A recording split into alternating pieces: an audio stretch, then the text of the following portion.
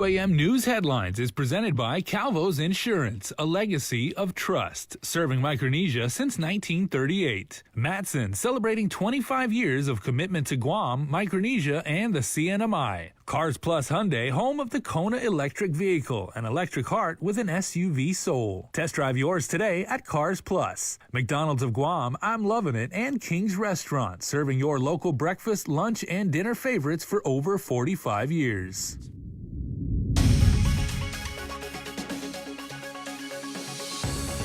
Ahead on Prime Time, Guam Hotel and Restaurant Association wants to return to certain previous health protocols. Plus, with an increase in those wanting to join the vaccination, a second clinic location is being stood up.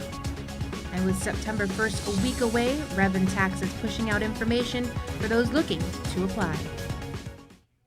Hafaday and good evening, everyone. Since the start of the pandemic, he's been one of the top guns in Guam's war against COVID. But KUAM has confirmed that Dr. Hoa Wen has resigned as the chairperson of the governor's Physicians Advisory Group. Dr. Hoa Wen tells KUAM that he thinks he can better serve the community as a private physician and will continue to provide input through the media without worrying about political interference. Weeks ago, the PAG chairman had been warning that the cases were going to climb and the hospitalizations were going to increase if we didn't implement measures to stop the spread. Most recently, he recommended restrictions to be put in place, such as a limit on social gatherings to 25 people and options for occupancy requirements for restaurants, none of which were adopted when the governor held her press conference last Friday announcing her restriction of movement for the unvaccinated. Dr. Wen on Monday asked for the EO to be rescinded. I think that decision of mandate the employee of the business to be vaccinated, that should really need to be changed. I think that we have to respect people's choice of getting the vaccine or not getting the vaccine. The now former head of the PAG says that he does not agree with the segregation and division that has been created between the vaccinated and unvaccinated. He says he respects a person's right to choose. Dr. Wen says the Delta variant does not care if you are vaccinated. It will attack anyone who lets their guard down. However, he does still encourage residents to get the shot because it will help decrease hospitalizations. Although he has resigned from the PAG, he says he will continue to be available should he be called upon for help. The PAG is a group of physicians that have volunteered their time to assist the governor in making decisions and strategies to combat COVID. We asked who the new chair of the PAG was, and Adelup Communications Director Crystal Pacos and Augustine responded the governor's chief medical advisor, Dr. Mike Cruz, will convene the PAG. Meanwhile, further modifications to the governor's current executive order mandating vaccinations are expected. GHRA is pushing to return to some previous health protocols that it believes can better address the recent surge in COVID infections. Speaking on the link, GHRA President Mary Rhodes said she will be meeting with public health at the governor's request on several issues. One of her immediate concerns is to switch the test used for unvaccinated employees. By changing the testing protocols to the Binax, which we have the Binax cards here on Guam, it will only identify it much faster within 15 minutes and then save the PCR tests for those that test positive. It's just adjusting the protocols to meet the need of today with a sense of urgency. The governor has revised her order to allow for self-attestation, which Rhodes says will ease some of their concerns. Restaurants can just put a checklist out for customers to self-certify their vaccine status and not have to ask direct questions. I think it was a way out for, really for the Gov and public health and to have to answer to the CDC and exemption questions, and again, put personal responsibility to people who are choosing to have activities.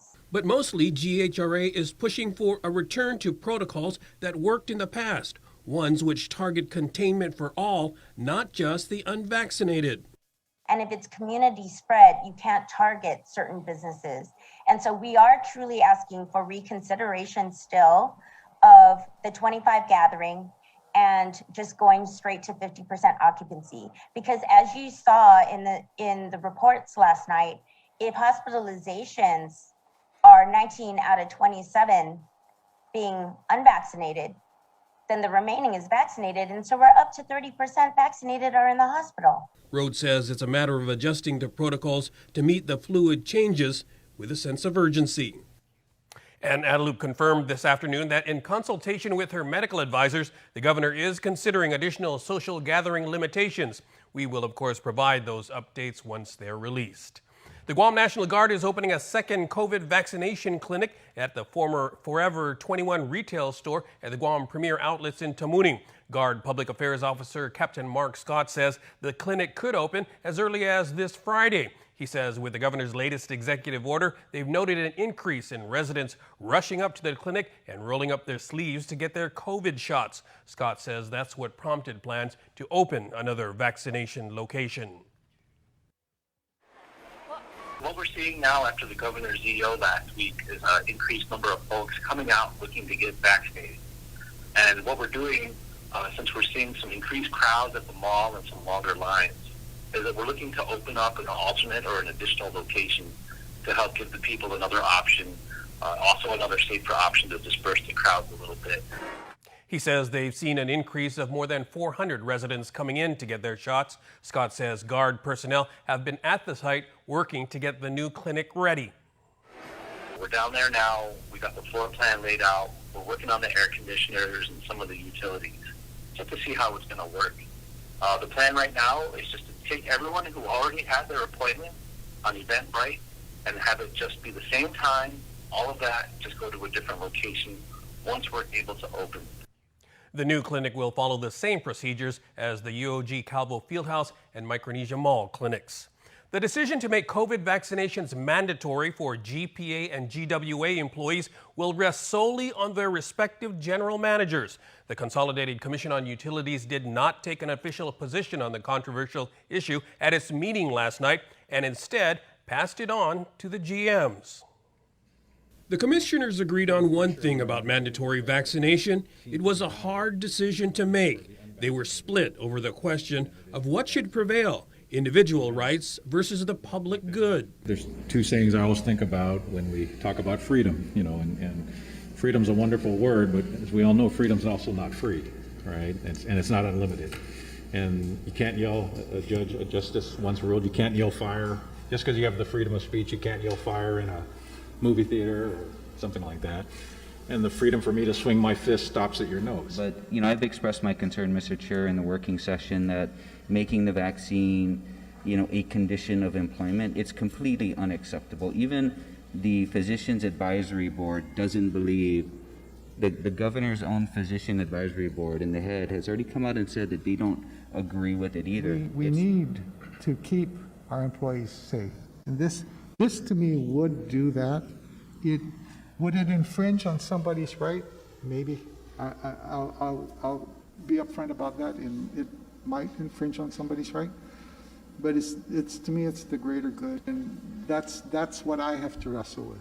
I know it's a tough decision on our part, but at the end of the day, there's about 150 employees, is my math right, that are not vaccinated. Either we help ourselves or ignore the fact that someone is going to get COVID in our workplace. It's a guarantee. In the end, Commissioner Simon Sanchez offered an amendment passed by the commission to leave it up to management to come up with a vaccination and testing policy to include whether it will be mandatory. GWA General Manager Miguel Bordallo, in preliminary meetings with GPA's John Beneventi, indicates they're leaning that way. If you don't want to get vaccinated, then you can test, right?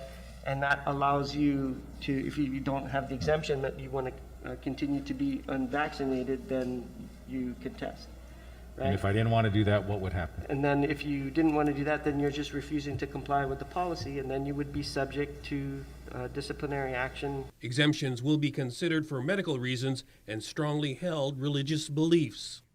As we've been reporting, Guam's case count and hospitalizations continue to climb. As of last night, we recorded 126 new positive cases. 27 people were hospitalized, 6 people were receiving ICU level of care, and 2 patients were on ventilators. The CAR score has risen to 18.2. Hospital Administrator Lillian Posadas gave KUAM an update on how GMH is handling the current surge in COVID-19 cases. Right now, in terms of COVID, we have 14 COVID individuals. There are a few in the emergency room. The doctors haven't yet decided whether to admit them into the inpatient. Of those 14, 3 of them are in the ICU level of care. They're not on a ventilator, fortunately, and so that's what we'd like to do is make sure that, we treat them as aggressively as we possibly can. Posadas adds that some COVID patients have been admitted have other underlying health issues. Some of them have like respiratory conditions, non-insulin dependent diabetes, have hypertension, end-stage kidney disease. Those are the common underlying health conditions. Some just don't have any, but they are unvaccinated. Posada says that there has been an increase in non-COVID patients. We actually doubled the bed capacity. What used to be only 14, we are now up to 26, 28 as of this morning. Previously, additional capacity was made available at the skilled nursing facility in Barrigada. More school children continue to test positive. The Archdiocese of Agana reports 12 new cases in the Catholic school system. 6 are from Bishop Baumgartner Memorial School. 2 are from the Academy of Our Lady. 2 from Notre Dame. 1 from San Vicente and 1 from St. Anthony. Meanwhile, GDOE confirmed that 4 more students and 2 employees have come down with the virus. The 4 students are from Astumbo, Weddingale, FB Leon Guerrero, and Vicente Benavente Middle School. The Catholic school total is now at 19. GDOE stands at 44. And with the uptick in COVID-19 cases in the schools, KUAM's Isaiah Uggins spoke with a local pediatrician who shares tips for parents on how to keep their children healthy. The Guam Department of Education reported Tuesday that there were 4 additional students that tested positive for the COVID-19 virus, bringing the total number of students with the virus to 44. The Archdiocese of Agana has also reported that 8 additional students have also contracted the virus, bringing that total number to 15. With the Delta variant, the more transmissible strain of the virus on Guam, we spoke with pediatrician Dr. Michael of One Love Pediatrics. He has been treating the island's most vulnerable children for 6 years, who shares what parents should be looking out for when they're experiencing flu-like symptoms. So if the parents are feeling ill first and then the kids get sick, I think that's a pretty good time to, think about getting tested. Thankfully, kids, even with the Delta variant, seem to be doing pretty well in terms of not being sick enough to be hospitalized, right? Because most of them, if they're under 12, they're not going to be able to get any shots. If a child becomes infected with the virus, this is what parents should be paying attention to. So with the kids, they're probably going to look like they have a cold. And so you just treat it symptomatically, keep them comfortable, keep them well hydrated. And then, of course, be very vigilant for any breathing issues. I always tell all of my patients, even if they just come in with a cold, we don't know if the virus can go down to the lower respiratory tract in most colds. Like we can't tell just looking at cold, hey, this is RSV, this is some type of coronavirus, this is a rhinovirus. But there are a handful of viruses that can go down to the lower respiratory tract. And what I tell parents to look out for is the first thing you should look out for if I think it went to the lungs is that kids start breathing faster. So that's the first way of trying to compensate. If they're breathing too hard and out of control, parents should bring their child to the hospital. Encourages parents and eligible members of the household to get the COVID vaccine. The Guam Department of Education has a plan to modify operations if the number of cases rises high enough. That plan is called Operation Sinkasu, meaning a backup plan or just in case. Superintendent John Fernandez explains that each school will have its individual plan to shift operations to either online or conducting classes in cohorts like last year. Through right now is, again, it really depends how this occurs. If we're talking about one school where we see a cluster of cases that gives us evidence of spread and we decide to address that one school, the opportunity to go back to cohorts and limit the number of children on campus is definitely a plan that is being put in place. And then the other is if in the event that we need to close and shift online, making sure that all the plans are solidified and updated in the event that that happens. So we're doing it on a school by school basis because those situations could happen where only one school.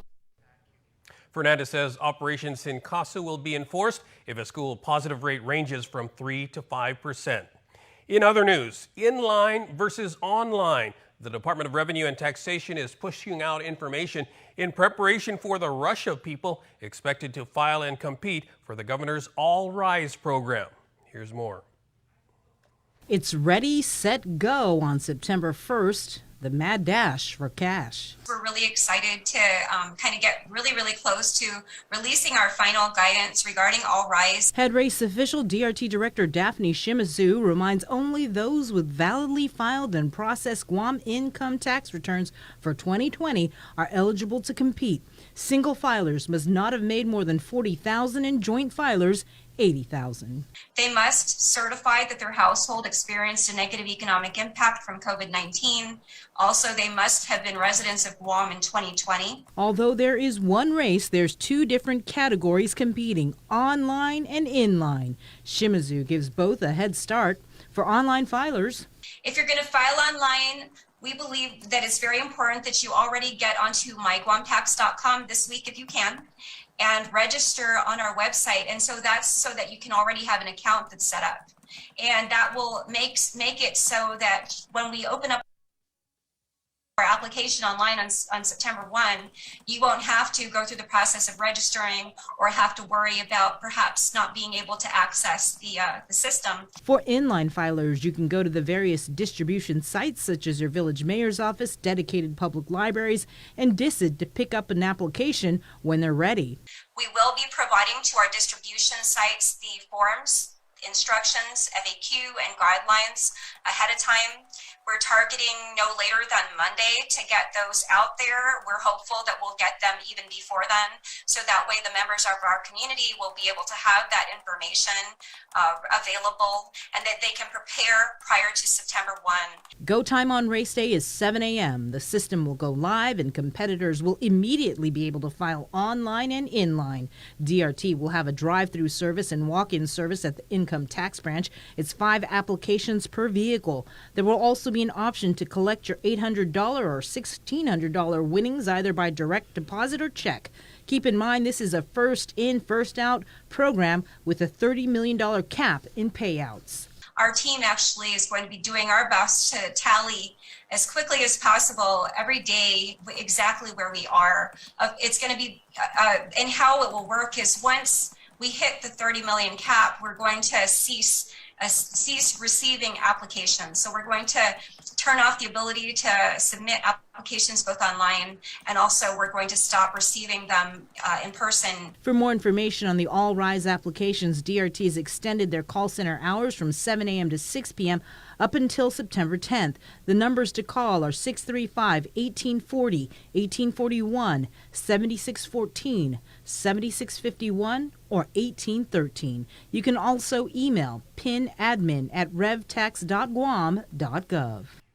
DRT highly encourages online filing. If you submit an in-person application and they find an error, you will have to go back to the end of the line and resubmit an application. Also, make sure to have your tax and bank account information readily available. And if you're submitting a paper application, be sure to use a pen. Time for a break. We'll be right back.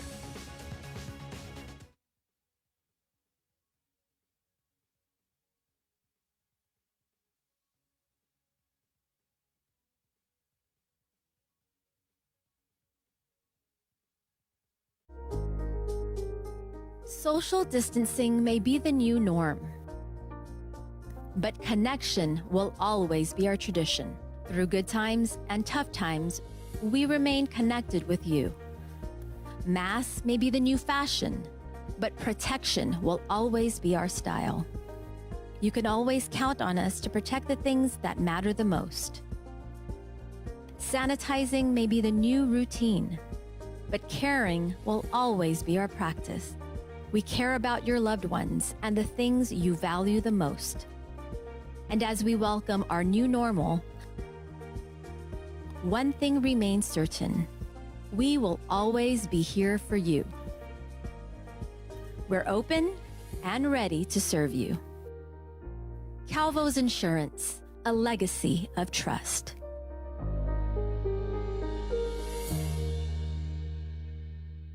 From the minds that brought you Taco Bell's Fry Force comes another mouth-watering adventure, packed with seasoned beef, drizzled with spicy ranch, and covered with your favorite toppings. It's the new loaded taco fries, now serving at a Taco Bell near you.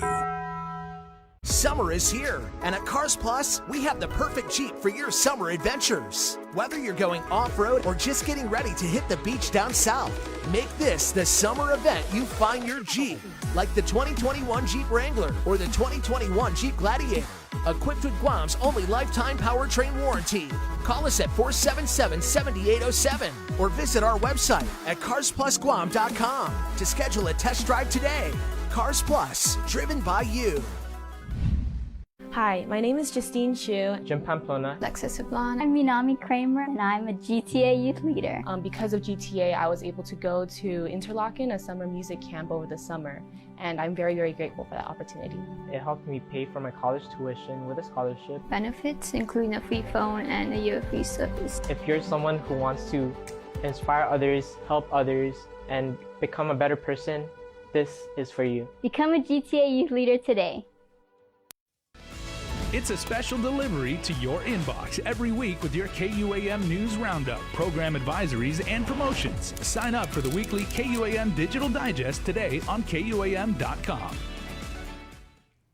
Welcome back. Adelup confirms that a U.S. EPA team is here to conduct inspections of environmental damage at the Marbo Cave area. Guam EPA issued a notice of violation to Samsung E&C, the contractor of a solar farm in Manila, for failing to follow its approved sediment and erosion control plan. As a result, stormwater runoff flooded nearby private properties and transformed the clear, fresh water of Marbo Cave into a mud pit. 2 lawsuits have also been filed against Samsung and solar farm owner KEPCO, and Public Works issued a cease and desist order. The U.S. EPA is assessing if there are any violations of the Clean Water Act.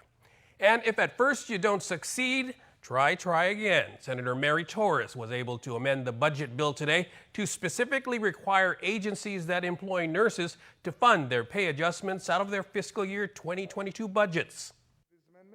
So this is the first of a series of amendments to allocate those funds to make sure that if in fact they're already accounting for the nurse pay increase, which was authorized by the governor in July, that we then take it further and make sure that they have the money allocated, that it doesn't get deprioritized, especially now. Torres had previously tried to fund the nurse salary increases from the earned income tax refund reimbursements that are earmarked for the proposed new hospital complex.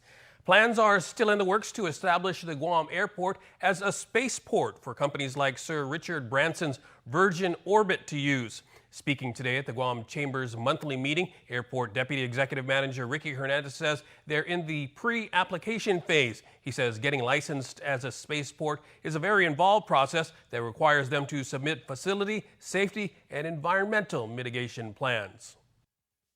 We believe that it's something that could create jobs, but obviously will help ensure that there are some different diverse operations here at the airport. But safety and security is really the most important thing, and so that's something that we're working through with the FAA with our pre-application process. He says Guam's geographic location makes it an attractive place to launch rockets from. The San Diego-based House of Chamorros reached a milestone today. A planned cottage at Balboa Park can now be completed thanks to a generous donation from GTA. Shin Taira is a founding member of the group. It started as a fundraising effort at Balboa Park, and then we realized the opportunity because there's so many, San Diego is such a diverse culture, and at Balboa Park there's about 15 million annual visitors per year, and we realized that it was a perfect opportunity for us to have a Chamorro representation there. Now the people of Guam have a cultural representation that's meant for them outside our island. House of Chamorro's past Vice President, Sandy Flores. Of our island is what we'd like it to be. It's really a chance for our island to shine. And GTA's Community Relations Manager, Michelle Cadahay Perez, spoke on behalf of the company and expressed excitement about the project completion. Being a company that's truly local, it really means a lot to us as a company. So being able to support organizations like the House of Chamorros, who are really trying to emphasize culture, our Chamorro culture in San Diego, it's really important for us to be able to support this cause. For more information, log on to houseofchamorros.org. And back to COVID. As infections continue to surge, we take a closer look behind the numbers and introduce you to some of our frontline heroes who are holding the line in the battle against the virus. Daniel Perez reports. The battle against the COVID-19 virus still rages on.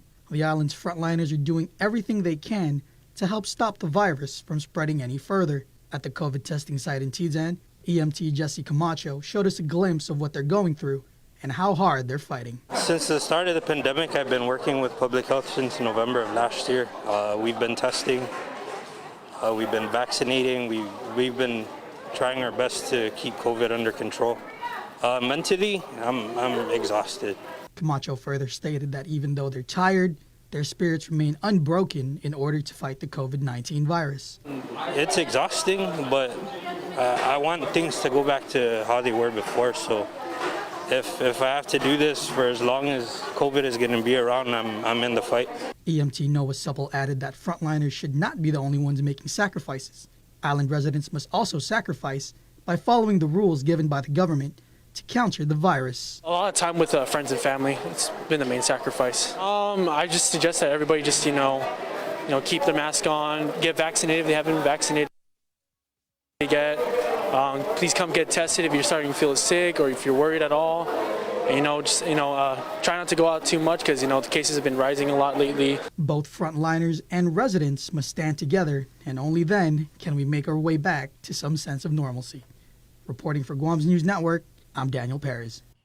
And Revenue Tax confirms a new batch of refunds will be paid out this week. 1,902 error-free returns from 2020 filed on or before May 4th, 2021 and prior years, totaling a little over $4.8 million. To check the status of your income tax refund, log into your individual account at myguamtax.com and use the lookup status of 1040 refund tool. Sports is next. Don't go away.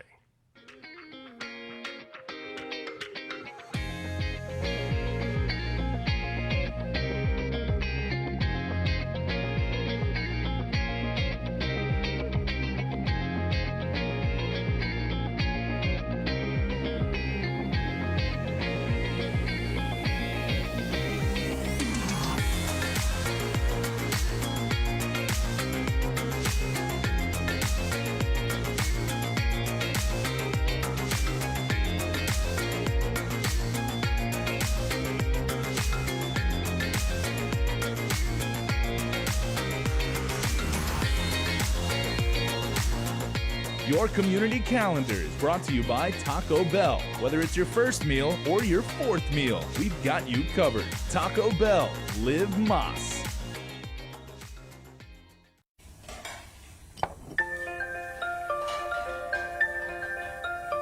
Honey, do you want some milk? Do you ever wonder how your favorite products make their way into your local stores? Most arrive on state-of-the-art Matson vessels that transport containers of food, household items, equipment, and supplies into the islands every week. Because we know that you depend on us, we work closely with our partners to ensure that our shipments arrive on time, all the time, so you can find your favorite products when you need them. We transport the region's most precious cargo that supports successful businesses and promotes a better quality of life for our families. Matson is proud to have been the hometown shipping carrier for Guam, the CNMI, and Micronesia for the past 25 years, and you can count on us to be here for generations to come. Do you feel like you're missing out on something? Make life more rewarding with Pacific Points. Earn and redeem points for bill rebates and free load at IT&E, discounts on fuel at Shell, vouchers at Foodies, and United Mileage Plus miles. You can even pay with Pacific Points at IT&E, Shell, and Foodies. Pacific Points. Do more, get more.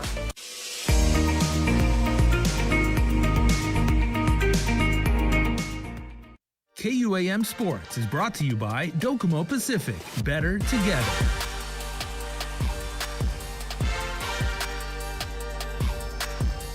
The 2021 Cabo Select Care Grand Prix Tennis Tournament will run from September through October. Players will get to enjoy 5 weekends of tennis action at the Guam National Tennis Center in Harmon. The Tennis Academy of Guam is excited to be hosting the annual event again this year. Deadline to register for the junior singles event is Friday, September 27th. On September 10th is the deadline for the age doubles. September 17th is the deadline for the skilled mixed doubles. September 24th is the deadline for the men's and women's skilled singles. And on October 1st is the deadline for the skilled doubles, men's and women's skilled doubles. Cepeda says we anticipate over 200 entries, 30% of that being junior players to gain valuable match experience. TAG hopes to see many tennis enthusiasts come out to enjoy a well-loved game. This year's tennis tournament opens September 3rd with the junior singles competition. Yeah, this is a perfect time for the youth to come out and play. We start out, our youngest division is the under-8 co-ed. That one's just to get them going, get points, some match play, just to see if they really like the sport and really want to have fun with it, to all the way to our U18, which will be like one of our most competitive ones.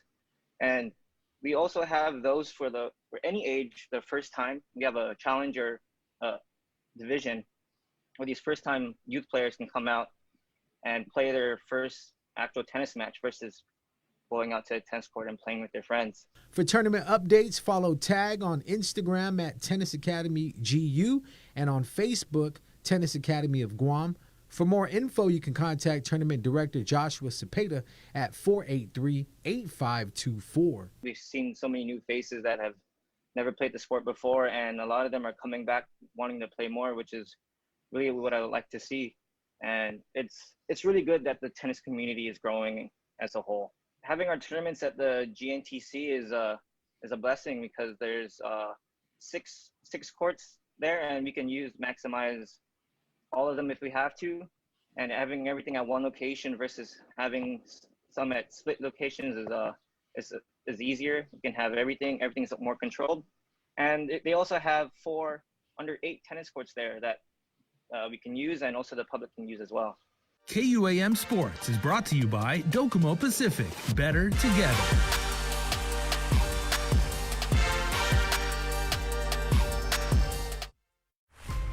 Building on the past, we at Docomo Pacific Business believe in helping businesses move forward and together, changing the way we get things done to make you and your company reach your highest potential. Trust in our commitment to bring you the best solutions for all your business goals. We are Docomo Pacific Business. Let's work better together.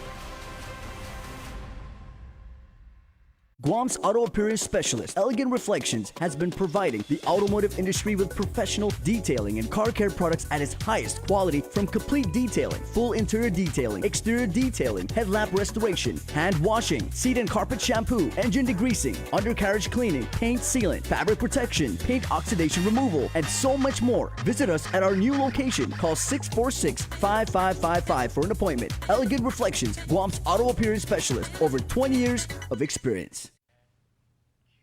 And before we go, here's our latest round of birthday shout-outs from the Cold Stone Creamery Birthday Club. Happy midweek birthday this year. August 25th is, of course, on Wednesday, so we say happy birthday and blow out those candles to Joshua Cruz. Happy blessed birthday, little brother. We hope you stay safe and hope you stay well. You are getting love, hugs, and kisses. The trifecta from mom and the family. So Joshua, all of us at KUAM and Cold Stone Creamery, we wish you a wonderful, wonderful birthday. Have a good one. Please stay safe, and happy birthday. That's our report for tonight. Thanks for watching. Be safe, everyone.